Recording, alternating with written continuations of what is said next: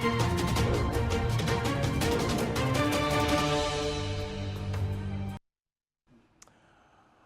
still watching the conversation on Lagos television, and this morning we'll be looking at food security in Nigeria, as well as the business of agriculture. We all know that Nigeria is blessed with arable land and, of course, good climatic conditions, but yet we are facing the problem of food insecurity in Nigeria. And, of course, so many factors are responsible for these climatic condition and insecurity, as well as infrastructure, just to mention a few. But then, how do we change the narrative in such a way that we revamp the agriculture sector and ensure that adequately we have food on our table in the country? We have somebody who should know when it comes to the business of agriculture and food security in Nigeria, and is right here in the studio with us this morning. Mr. Kola Aderibigbe, immediate past chairman, Agro Group, LCCI, and MD, KSP Farms Limited. It's a pleasure to have you on the conversation. Thank you so much. Okay, so sometimes I get confused. We have arable and fertile land in Nigeria. Sometimes you travel kilometers in different parts of the country, and all you see is green. Yet we are still facing the problem of food security. And I'm confused. I'm not able to connect the two. What exactly is the problem? Oh, thank you so much. As we all know, in the 60s, we had what we call the agrarian economy before the oil boom came into existence. Basically, according to CBN, I think, report of 2016, thereabout, I think in the early 60s, agriculture used to contribute about 90% to employment provision, while in foreign earnings, about 85%. And then about 80% of it being contributed to the GDP of our economy in Nigeria. But with the oil boom, quite a lot of things change. Then we have them petrodollars of then, people begin to shift away from farming. So, which is really, really affecting us. Education became something more important, which is very, very good for everyone to be well educated. I remember then when I was in secondary school, there's a song we used to sing in Yoruba, Iweki ko, laisi oko. Education without farming. Without farming, you understand? So, but as the days grows, I think our government attention shift away from this, and also individually our attention shift away from farming, because people now look at farming as something that has to do with people in the village only. There are people of old people. Or illiterates. Illiterate, thank you so much. Because even up to now, at times I do tell my people, when they want to portray me as farmer, they do a picture of a hoe and a cutlass being put by your shoulder, then project it outside. I said, I will say to them, how will you attract the youth into farming? So these are the major issues. So professional came in, quite a lot of things comes in because of education. So we have seen it, we have watched it, that agriculture couldn't really play much role in GDP and providing basic earning for the economy. So back to your question, right. So we see arable lands, but people are no longer interested in farming. One of the major things is that if not because of a bit of background I have, I would have gone into farming, right? So, but I encourage myself to get into farming because I have passion for it. Only few people have passion for it. Not that alone, what are the gains in farming? So people don't see that they can have your gain if you invest, let's say invest 1 million, maybe at the end of the year, we'll be able to invest, to have a IOR of maybe 30%. Return on investment. Return on investment. But when that is not there, it's a problem. So many investors are not really encouraged. Even with research happening in the past 10 years, issue of insecurity. So those are the things that are happening. What are the infrastructures available? When those infrastructures are not available, it's a problem. What about finance? People really want to go into it. What about finance? If the finance is not there, Finance is double digit, not minimum double digit. The interest rate. Interest rate, double digit, maybe at 35%. NPR, the other time, I think probably around April, it was 27.5. So when the NPR is about 27.5, so how will you borrow to farm? So quite a lot of challenges around it that is not encouraging people to go into farming so that we can have food on our tables. So these are contributing to a lot of food insecurity in our societies. Oh, okay, if that has been the narrative over the years, we have a new government in place telling us that our hope is going to be renewed. From your body language, or from the body language of this government and some of the policies and programs that they are putting on board, are there signs that we are truly serious to embrace agriculture again, as against what we used to have in those days, where agriculture was the main engine room of our economy? Yeah, from the policy, I think the government is making a lot of effort.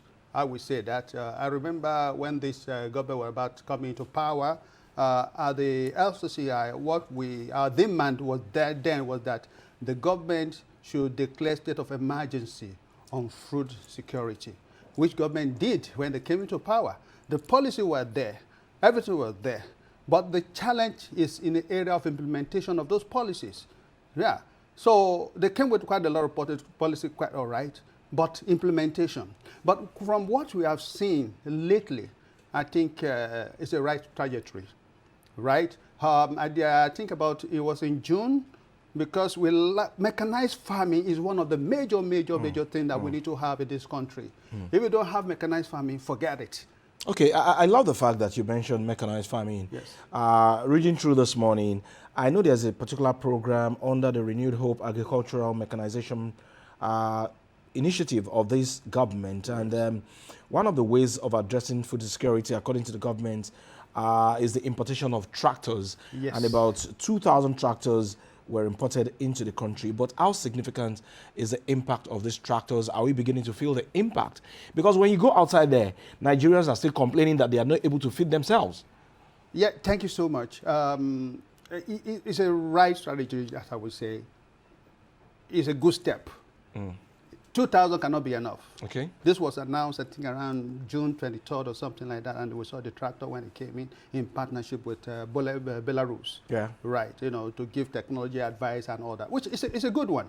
And I understood it's going to be distributed among states. It's not enough, but it's an infinitesimal from the large amount of tractors for mechanized farming that we need in this country. However, whether it's 2% of what we need or 10% is a way forward. Okay. Right. But the challenge I've seen now is this. Have those tractors been distributed to each state? Capital, no, for now. For me, I've not witnessed any. I've not seen any news whereby so that it's been distributed. Well, agreed. If it's going to be distributed, when? Because they came in June. By now, it's supposed to have been distributed because rainy season is still here. Though we experienced some, I can't call it August break, but it was July break, because that's what happened last year before it rained 2 days ago again in Lagos and other part of West. Right. But it's supposed to have been distributed to help farmers. So those are the areas we're still having issues. Getting a good mechanized equipment to plow, to do all what you need to do, is still a mirage in our society. Government is coming, they are coming forward with so many things. I can see with that, I think it's going to help a lot. Not that alone, with the new revamping of Bank of Agriculture. Yeah. With the new revamping of Bank of Agriculture. You know, the federal government also pumped money into Bank of Agriculture. They've not. But there was a promise. Yes, a promise. The money is not there yet, about 1.5 trillion. Yeah. So it's good, but it can never be enough. Lagos State, just on the 23rd of this month, 500 billion. So you can see if a state can want to pump that into the agriculture, fantastic. But if federal government say 1.5, but let's say 1.5, how is it going to be managed? Yeah, I think I heard about 2 days ago that the Bank of Agriculture, they are going digital on their app and what have you. But because for me, I look around, I've been all around, went to their branches, they're all deserted. Nothing in there. Even staff, rather someone staff, some are locked up. Why are we wasting money? You need to be reformed. Those are the engine room for agriculture. Those are the ones that can support so that we can have single-digit interest rate. Without, my brother, without single-digit interest rate, what we're doing is just immoral. Because some of what we're doing, we're struggling, investing all the money we have into the agriculture. What are the percentage of interest that we are having? Okay, so in ensuring that we also make the agricultural sector attractive to our youths, especially who still have the energy. People also mention the issue of rural productivity being key to the agricultural value chain. When you go to some of our rural areas, having access into farmland is a problem. The problem of insecurity is there. Yeah. And these farmers, before they can even bring their produce into town where you have the population, is also another challenge. Do you see this government doing anything in that direction? Let's start with insecurity. It's a major problem. In Benue now, people can hardly farm. In Plateau State, people are not going to farms. Thank you so much. That insecurity is something that has been there. I think for the past 10 years now, that will be experiencing day in, day out. About 3-4 months ago, I think, before now, recent happening, I think we could hardly heard that farmers are being attacked. So government is trying to some extent, but they're not doing enough at all. They're not doing enough at all. Someone like me in my farm area, about a year ago, let's say late last year, up to I think September, we experienced that kind of attack in that area. We're talking of Ogun State here. Ogun State here. The farm that is just more like 1 kilometer away from Lagos Abeokuta Express Road. We experienced it. So other farmers. So people are still afraid to go to their farms. I will tell you, it has somehow reduced, but I think with the introduction of agro rangers, because that is what my community in our area, in the farming area, settlement area, that's what we're embarking on at the moment. But is government financing them? No. We have to start putting money together so that we can be paying their salaries. The KBC within the community there had to build a station for them. We have to provide them a vehicle. And we have to, make sure their salary is paid and equip the office. And these are farmers that are not having access to loans. We are not having access to loans. So how are we doing it? How are we going to be doing it?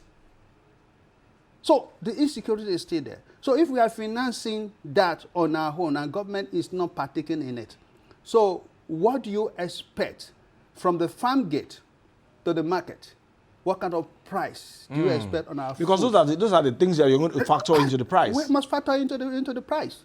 And you mentioned about access road as well. The access roads are bad. What kind of truck are we going to be using to get in there for us to move the produce from the farm gate to the market? If the road is not there, so quite a lot of infrastructure needs to put in place. And you see, if you don't use the right vehicle, and then if your goods does not move from the farm gate to the marketplace, there is tendency of 50%, 45 to 50% wastage of post-harvest loss.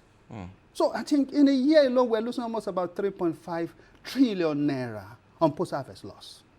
So those are the challenges that we have that need to be resolved. Okay, Right. if these challenges are not resolved as quick as possible, Yes. what lies ahead for us in terms of danger of food insecurity? Number one, security of the farmers. The security of their properties needs to be taken care of. That's the most important. That's better thing for now, which we are taking care of ourselves. But if that is not taken care of, someone like me, I can't go to farm. That means I won't be able to go to farm. It means that my people working with me, my colleagues working with me at the farm, won't be able to stay on the farm. That means my investment will go to waste away. And other farmers as well within that community. So technically, there's going to be adverse effect of food security. That's number one. Number two, if there are no good roads for us to get all those produce out of the farm gate to the marketplace, so definitely it's going to affect pricing. That's what is affecting pricing at the moment. Not that alone. The area of value chain and then the area of storage the area of making sure your goods are not damaged, which is also affecting, bringing about post-harvest losses. So what are the storage system we're having? What are the cooling system we're having? More especially for the perishables, like tomatoes, tatache, and all stuff. You have vegetables. So are they getting from the farm to the market? So if all those things are not taken care of, definitely post-harvest losses will keep happening, right? The prices of goods, because if you say, if I invest 100%, definitely I might not be able to get that 100%. I can say, okay, by and large, maybe I lost is 5–10%. It's still okay for me. But if I'm losing 45%, definitely I need to spread and recover that. So those are the dangers that is there.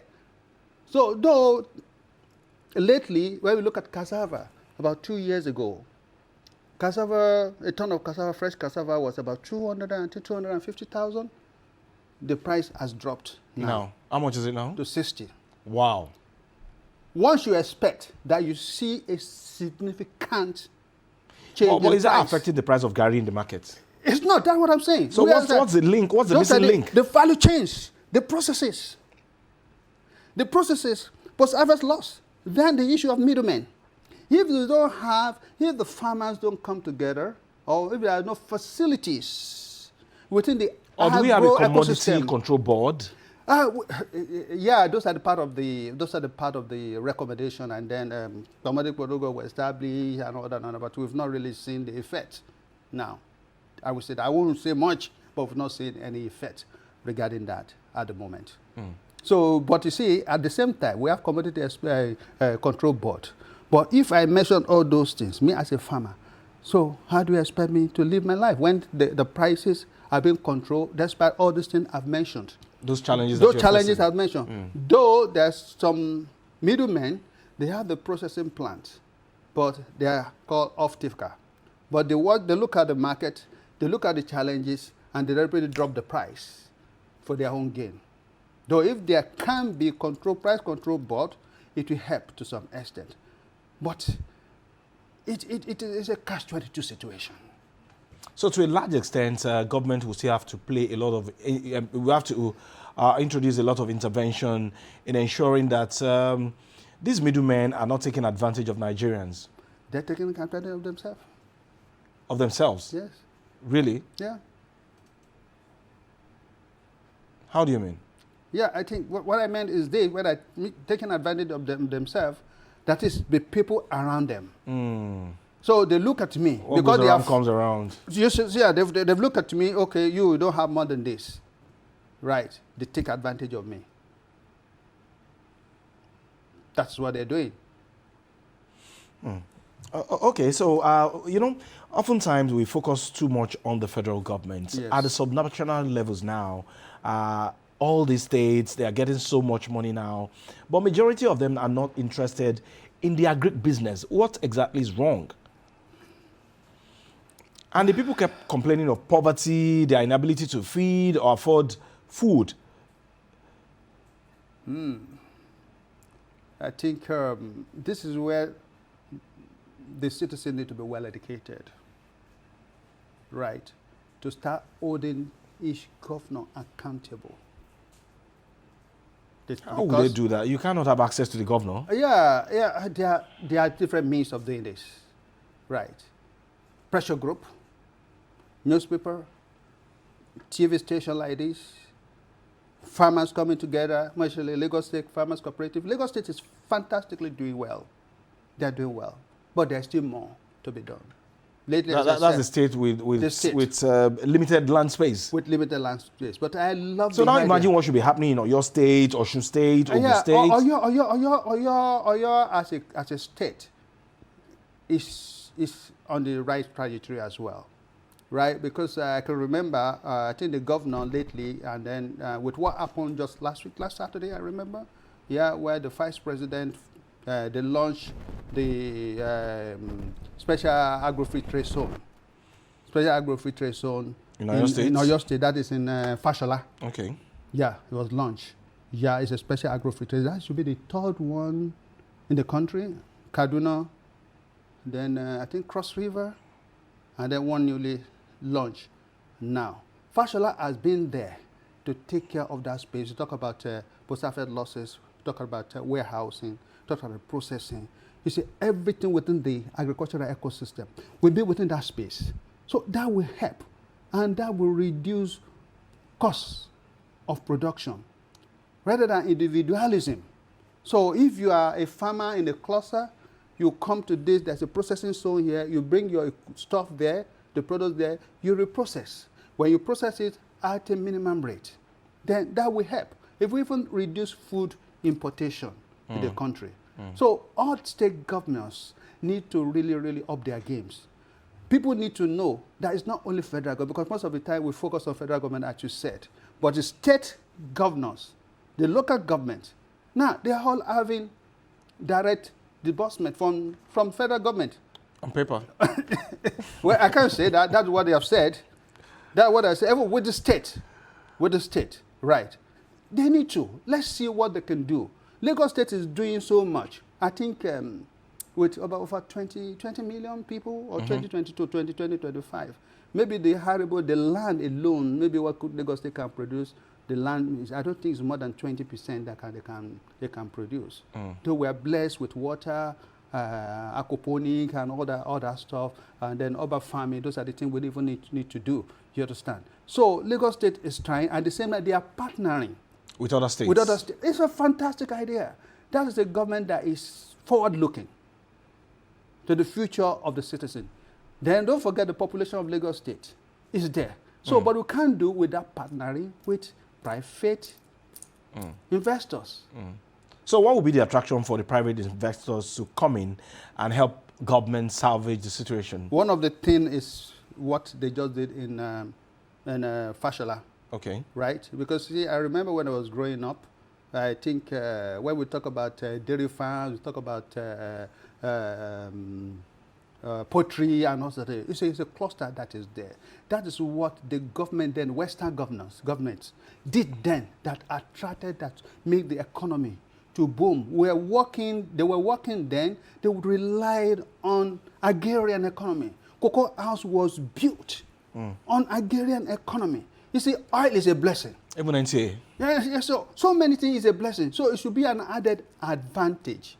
So each state government need to really, really, really up their games with this fund coming in. But you see, I don't know, probably they are bringing a lot of shenanigans around themselves who don't really know what to do. Maybe that is what is happening.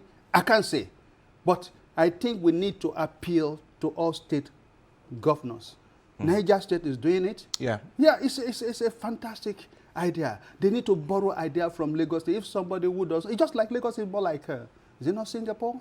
Just like Singapore, right? They don't have land, right? They don't have land, surrounded by water. How much is Singapore? Maybe 8 million is Singapore. And look at it, what Lagos State is doing. But they can still do better. Ogun State is trying as well, but it's not enough.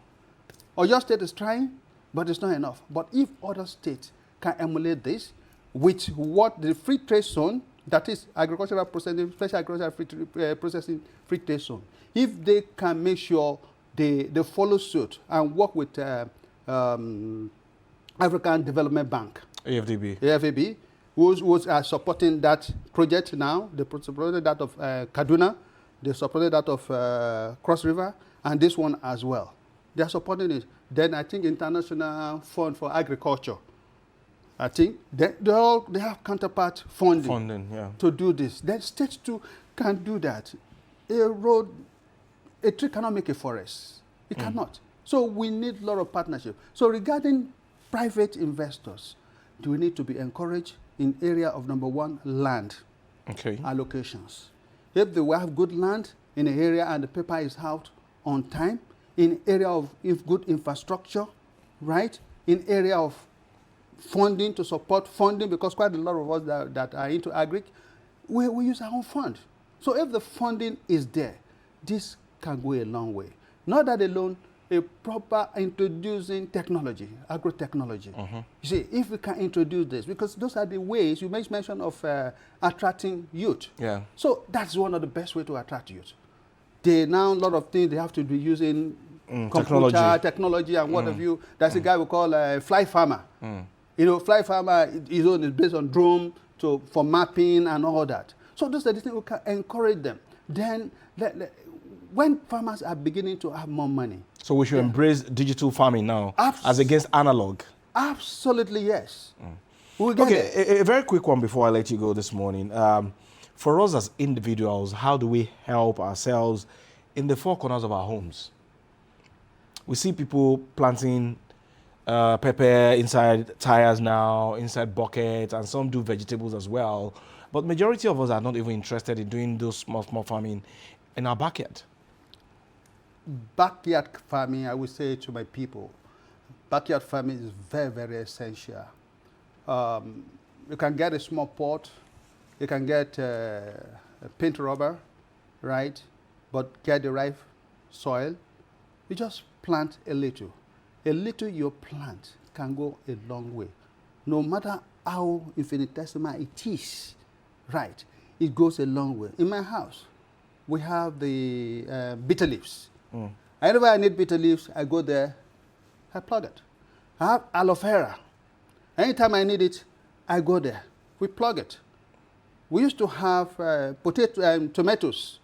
So those are the things. The little one you want to use, you want to slice to cook your egg, to fry your egg, pepper. So I think it's good. I will encourage our people. The little space you have, it's not necessary to have big space. As you plant flowers, it's the same technology. As you plant flowers, just make sure you do backyard farming. The urban farming need to help as well. If our government can help with urban farming, there are quite a lot of spaces around, unused land, probably belong to government or belong to individual, what have you. If government can approach the owners, can we use this? By even having closer of people, who is interested in urban farming? I think I will start from that. Apart from individual, right? Okay, to say, who is interested in urban farming? Bring them together. Then let them allocate land in a cluster area. Okay. Right? Okay, this is the land. Can we approach the owner for maybe for rentage, for fuel, whatever? So with this, we can help with urban farming. So the approach should be multidimensional. Absolutely. On the part of government, on the part of citizens. All right. Interesting conversation this morning with Mr. Kola Agribusiness, immediate past chairman, Agro Group, LCCI, and MDKSP Farms Limited. Of course, suggesting to federal government, state, and local government as well on the need for them to invest more in the agricultural sector and make it more attractive to our youth so that the problem of food insecurity will be a thing of the past in the country. We thank you once again for your time. Thank you so much for inviting me. All right, our pleasure always. We take a very short break now. When we come back, it will be the turn of Joy through our conversation. Stay with us.